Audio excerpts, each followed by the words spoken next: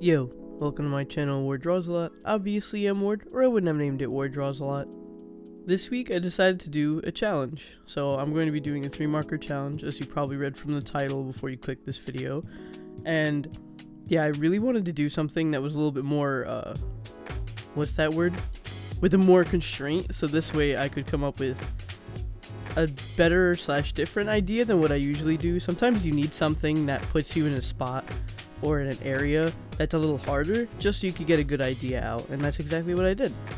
I used Ohuhu markers this time, and I picked them at random from inside the pouch, and I have live footage this time of, well, when I did it. I did speed it up just a tiny bit, just so you don't have to sit there and see me sift through a bag for like 2 or 3 minutes. I stood up and I looked away just to make sure it is 100% random, and I don't have any special order that I put my Ohuhus in, so I knew I would be picking something definitely that I don't know off the bat. My Copics are organized a certain way, and frankly, if they get unorganized or if I have to take them out and put them in a giant bag just to pick the colors, I would probably cry because then I'd have to reorganize them. The 2 colors I got so far were like a green and purple. Then I pulled out a colorless blender, which I was like, okay, that's not a color, but you know. And then finally a pink. And I was looking at these 3 colors, I'm like, they don't go at all, like together at all. They're extremely different from each other.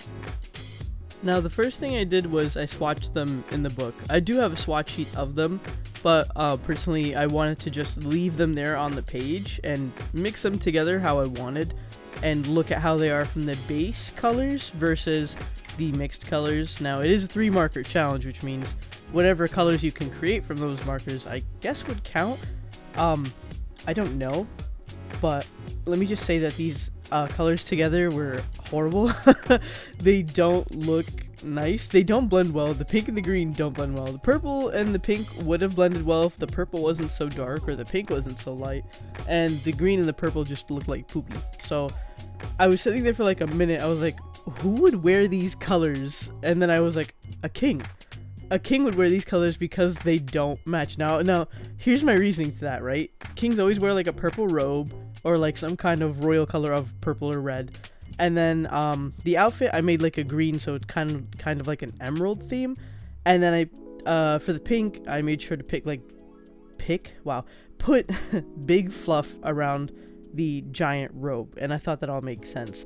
And then I did a little thumbnail of the pose onto the side of that little sketch, and I really liked it, and I was like, okay, this is something really different compared to what I usually do, and I went ahead with it. I really wanted to fit the entire body into the page of paper, especially because I wanted to show how really long the robe was, but I couldn't do it, of course. So I think the reasoning why, honestly, is because it was such a large piece of clothing that such a small paper, for me personally, would have shown too much constraint to show how truly big it is, because I really wanted it to drag behind him like a lot, and the only way I could show that is if I made it super small, the drawing, and the details would probably just get lost into everything, and I was like, I don't know if I want to do that. So I cut it off right where around the tip of the boot would be. I was also very not confused, conflicted, there we go, that's the word, about whether I should keep him in pants and a shirt or one of those longer gown things that kings would wear back then. You know what I'm talking about? All of them for some reason wore like a really long gown under their robes, and that's understandable because, you know, if it's luxury that you're looking for, what's more luxurious than sitting around and doing like nothing all day, especially back then when just peasants would wear pants for easy mobility and to work in the fields much easier compared to the kings who would sit on that throne all day and absolutely do nothing except, you know, enjoy their existence because they're a king. So I was like, okay, I don't know, what if he's just like a peasant who was appointed king for some odd reason, like the king's sudden death, or that he was actually the next in line and they put him the next in line, and there's that.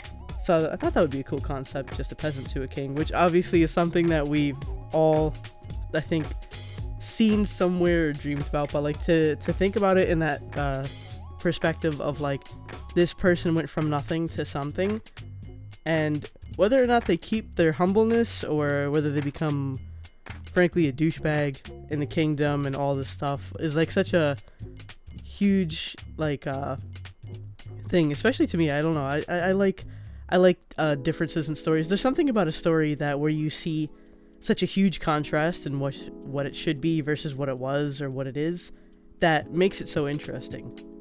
Okay, back to the drawing. So, like I said before, the purple robe, because royalty colors back then really heavily specified or focused on purples and reds because those were the most expensive colors to get, so only kings could have them. The fur I thought was just maybe something that personally the king wanted on the robe, if that's possible, to bring their personality out a little bit more. If anything, I would think white fur or like a white kind of fluff or something, but I wanted to use the pink somewhere and I had no idea where, and I'm like, pink fluff, there we go. The outfit, I made sure to keep the bottoms a solid green because I don't think there were many designs on pants back then as there were on just strictly the tops, which makes sense because I guess you want them to match a certain way. The top has more of a design on it than is actually colored in.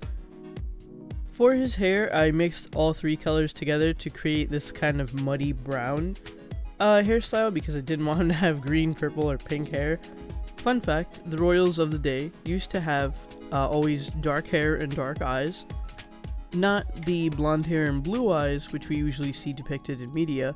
This is because if you were truly royalty, you would have been passed down the line of the lineage to keep those darker features. But if you had blonde hair and blue eyes, that was actually a genetic mutation, and a lot of the people, a lot of the time, actually thought that you were a witch because of that. So back in the day, people with lighter eyes and lighter hair got persecuted and killed because of the fact that they had that hair, and very close-minded at the time and didn't really know about genetic mutations. They just thought it was witchcraft. So yeah, rip those peasants. So all that came from the idea of just using 3 markers, from the design to the story behind it to why he looks the way he does. And yeah, sometimes, like I said in the beginning, you need that constraint to come up with new ideas, and this was the new idea I came up with, and it's one of my favorite drawings, especially because I feel like it's done pretty well anatomy wise, and just overall I like the way it looks. So yeah, thanks for watching, and remember, I love you. Bye.